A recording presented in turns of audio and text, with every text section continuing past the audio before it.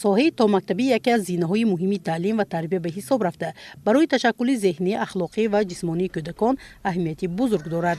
Дар ноҳияи Спитамен солҳои охир ҷиҳати беҳбуд бахшидан ба ин соҳа корҳои назаррас амалӣ гардиданд, ки ин ҳама аз таваҷҷӯҳи пайвастии давлат ва ҳукумат ба тарбияи насли наврас дарак медиҳад.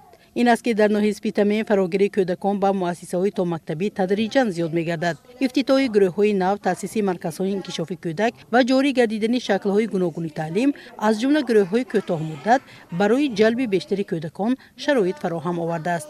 ин иқдом имкон медиҳад, ки кӯдакон пеш аз дохил шудан ба мактаб ҷаҳонбинии муайян пайдо намуда малакаҳои ибтидоӣ дошта бошанд. рушди соҳаи томактабӣ зинаи муҳими соҳаи маориф ба ҳисоб меравад. барои таълиму тарбияи насли наврас дар замони соҳибистиқлолӣ таваҷҷӯҳи ҳукумати ҷумҳурии Тоҷикистон бештар гардидааст.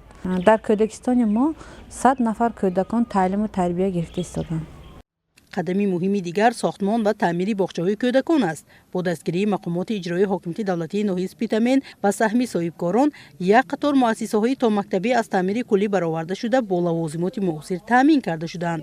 ҳоло бисёре аз боғчаҳо синфхонаҳои равшан, майдончаҳои бозии кушод ва гӯшаҳои рушди зеҳнӣ аз нав ташкил гардиданд. ин имкон медиҳад, ки кӯдакон дар муҳити бехатар, тоза ва барои инкишоф мувофиқ тарбия гиранд.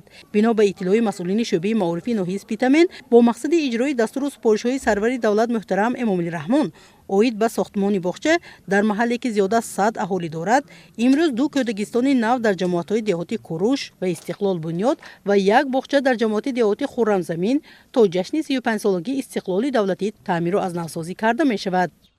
айни ҳол дар ҷамоати деҳоти Истиқлол аз тарафи соҳибкор барои 250 нафар кӯдакони синни томактабӣ сохтмони кӯдакистон ҷараён дорад. инчунин дар ҷамоати деҳоти Куруш низ аз ҳисоби аҳолӣ бо тариқи хашар барои 300 нафар кӯдакони синни томактабӣ сохтмони кӯдакистон рафта истодааст. бунёди ин кӯдакистон имконият медиҳад, ки кӯдакони синни томактабӣ ба таълиму тарбия фаро гирифта шавад.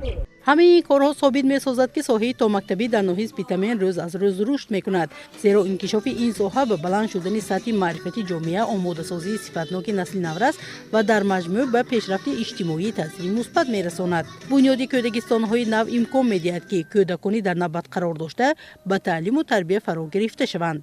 Мастона Муҳиддилозода, Аъзамҷон Шарипов, Ҳабиба Иброҳимзода, Ахбор.